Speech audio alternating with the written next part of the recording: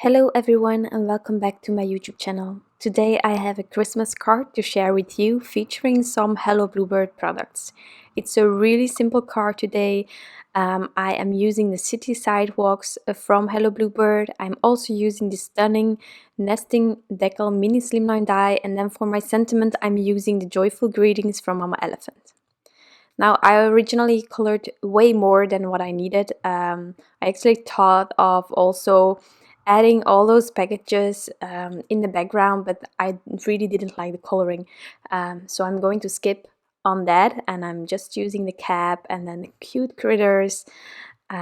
Really a ton of fun. For the cap, I decided to go with like the most known yellow kind of color. Cap, and I just went for this really warm yellow combination. All combinations are listed on my blog post, so you can easily find everything there if you want to revisit colors. But this one is yellow 38, 19, 15 and 13 as well. So really joyful. I am coloring from darkest to lightest. The paper that I'm using is Transotype Perfect Coloring Paper. In case you want to know what supplies I used, I am also listing them on my blog and here in the description box. So you can easily find everything you need. There aren't any links. I'm not affiliated or anything like that.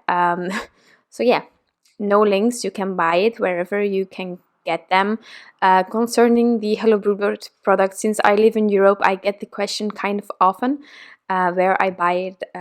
As far as I know, there is only Hello Bluebird at Hello Bluebird. So for me, it's my guilty pleasure. As I always say, I save up for the holidays, for my birthday.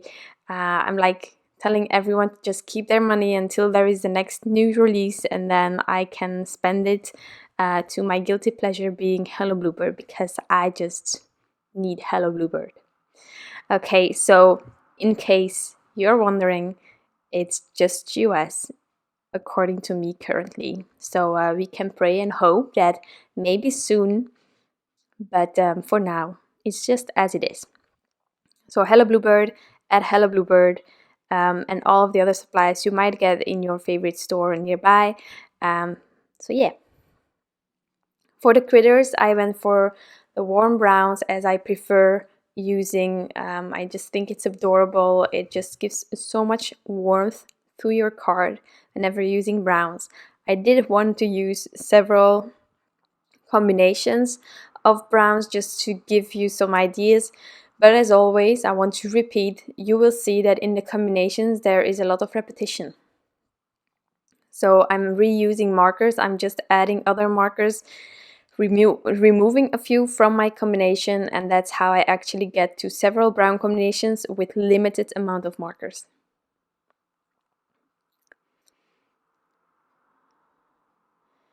I'm also adding like a light source in the center of all of my images, so I am adding my darker markers on the left and right side of the critters, of the car, of anything.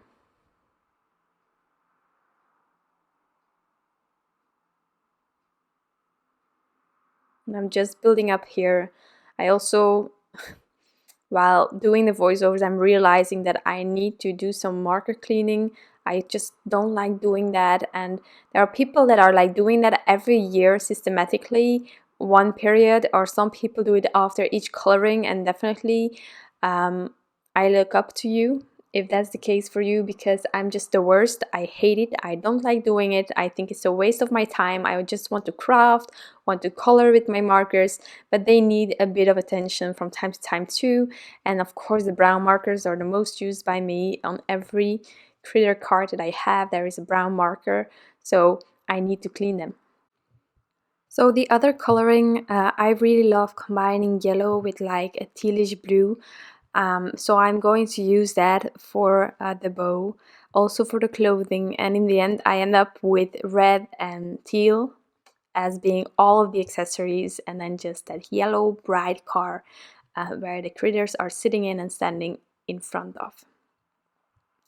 So I went for this teal. I actually do not use this combination often. Well, just because I didn't have one of the markers of this combination, being the BG15. It's a new one that I have, and I really love the brightness of it. But this combination, normally it's a bit more subtle, my teal combination. I really love this one as well.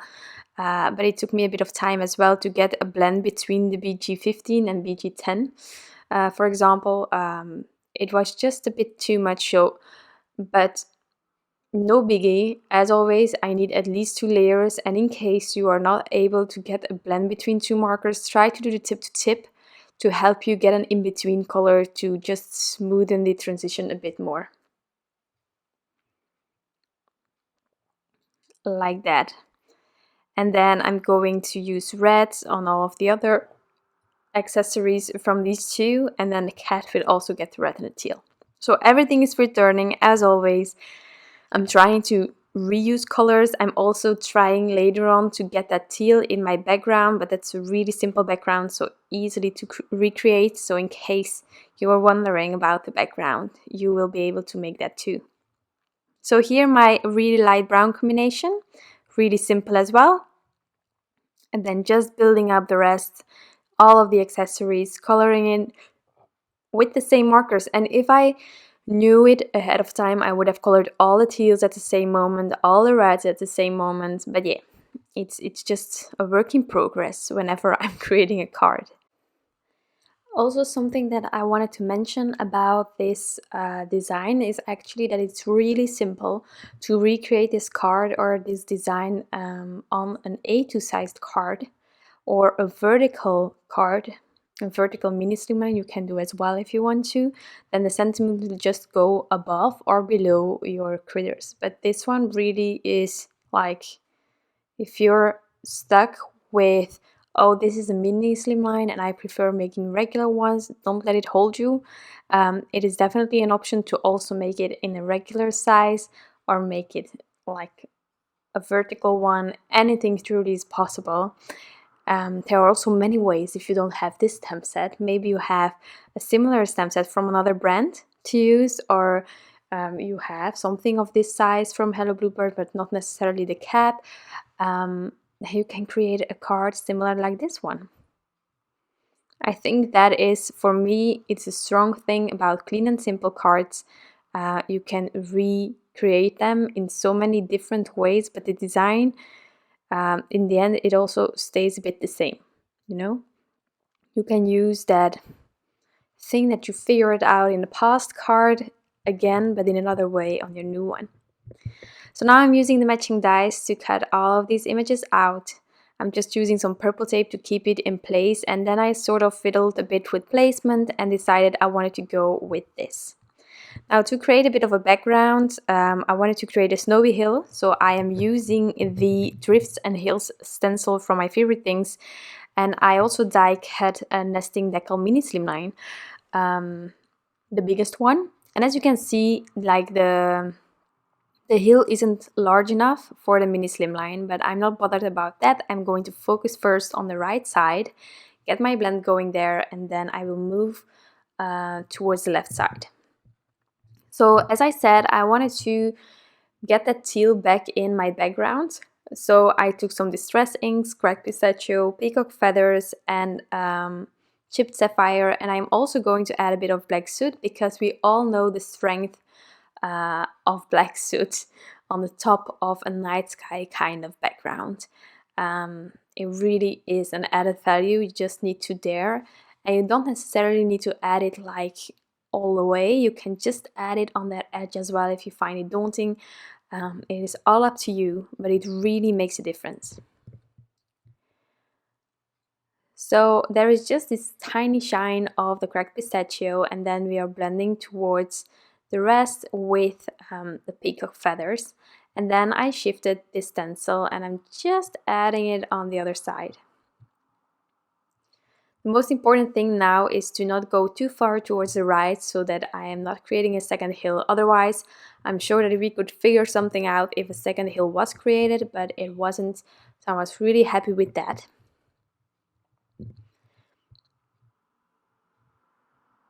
So that is the background. Later on I will add some white splatters, but I am first going to add all of the critters before that because I want to have white splatters all over, also on top of the critters. So here I'm going to assemble the car and the critters in it. Always a difficult thing for me personally because I like how it's laying right now and there is no way to use present seal in this case.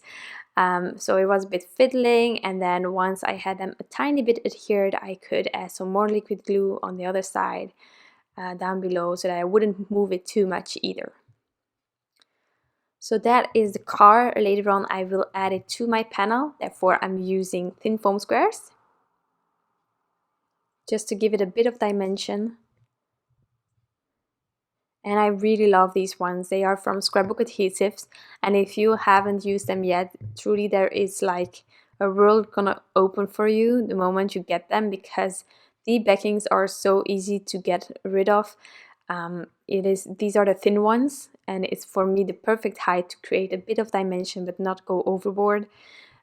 It's just perfect. So I'm just checking placement wise where I'm going to add everything,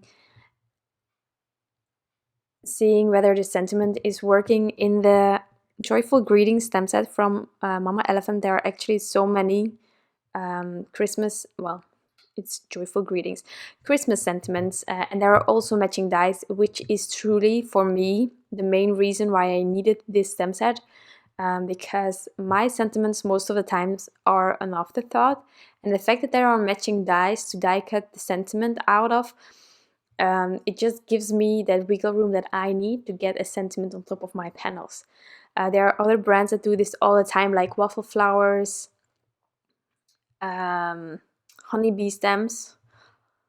Well, I don't know if Waffle Flowers does it all the time, but there are stems. Honeybee Stems does it all the time, if I'm not mistaken. I really, really love that. So I'm just removing here the backings, and then I can add it on top of my panel.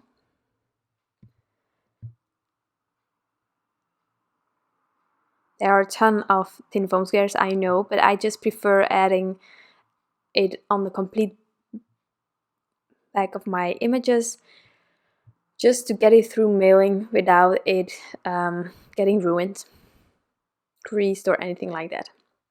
So before adding the sentiment, I was smart this time. I'm first going to splatter the white gouache all over.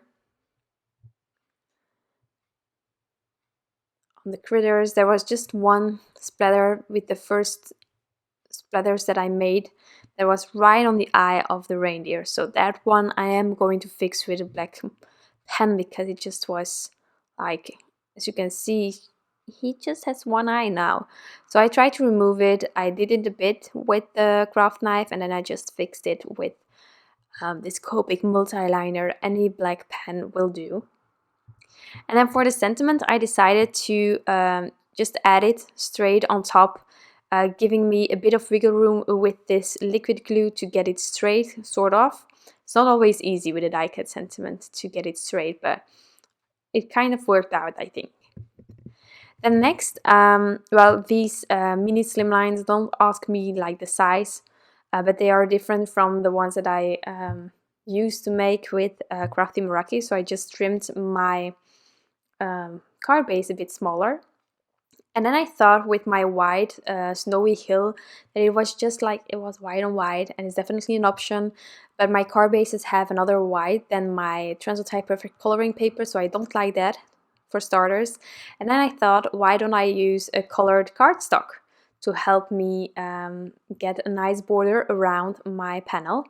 And so I took the Sea Gloss cardstock from Concord and 9th, I added it to my card base, trimmed all of the excess off, and then I'm going to add this lovely panel that we just created on top, and that is going to be my card, except for some stickles.